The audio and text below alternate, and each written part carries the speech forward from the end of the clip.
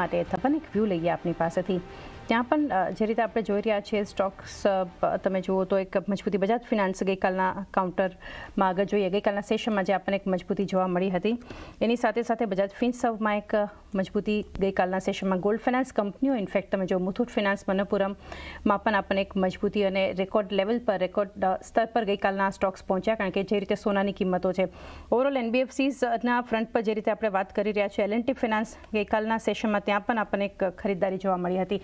પરંતુ જ્યારે હવે વાત આવે છે ઓવરઓલ આ સેક્ટરની NBFCsની આ સેક્ટર કઈ રીતે જોઈ રહ્યા છો અને ફંડામેન્ટલી કઈ કંપની માટે તમે અહીંથી સલાહ આપશો? ફંડામેન્ટલી અગર NBFCની વાત કરીએ તો હમણાં જે રીતે ફેસ્ટિવલ સિઝન ચાલ્યું છે અને GST કટ આવી રહ્યા છે એના લીધે કન્ઝ્યુમર ફાઇનાન્સ ઓરિએન્ટેડ કંપની વધારે સારી ચાલશે. એમાં બજાજ ફાઇનાન્સ ઓફકોર્સ એટલે તમે જોવો છો કે એનો એક સારા એવા લેવલે પહોંચી ગયું છે કેમ કે બહુ સ્ટ્રોંગ લાગે છે આ દિવાળી સિઝન. અને અગર તમે આ જો વ્હીકલના જે રીતે સેલિંગ થઈ છે તો જે રીતે ઓટોમોબાઈલ્સના પણ નંબર્સ આવ્યા છે હુન્ડાઈ કે મારુતિના તો એના લીધે વ્હીકલ લોન જે આપતી હોય જે રીતે શ્રીરામ છે થી માંડીને એ બધા પણ આપણે પોઝિટિવ ઇમ્પેક્ટ જોઈશું કેમ કે એક બહુ મોટું સેગમેન્ટ હતું જે એક લેગાર્ડ હતું. હવે આ સેગમેન્ટમાં એક સારી એવી કેમ કે બધા તો કેશમાં બાય ના કરતો એટલે ઓફકોર્સ ફાઇનાન્સ બધાએ લીધું જ હશે મોસ્ટલી ઘણા બધા.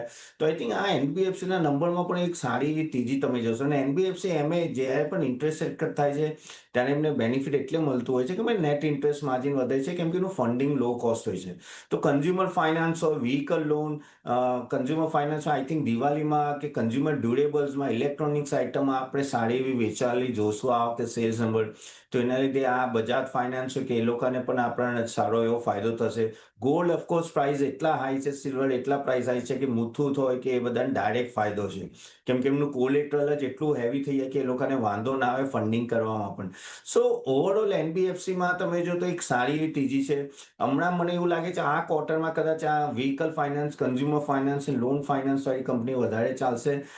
હોમ લોન વાળી પણ ચાલશે પણ આઈ થિંક એ લોકોને ધીરે ધીરે ઇમ્પેક્ટ આવશે એટલે હોમ લોનમાં પણ તમે LIC હાઉસિંગ લો L&T ને એ બધા પણ આઈ થિંક આ ત્રણ જે મેં એરિયા કીધા ત્યાં ફોકસ કરવાની જરૂર છે.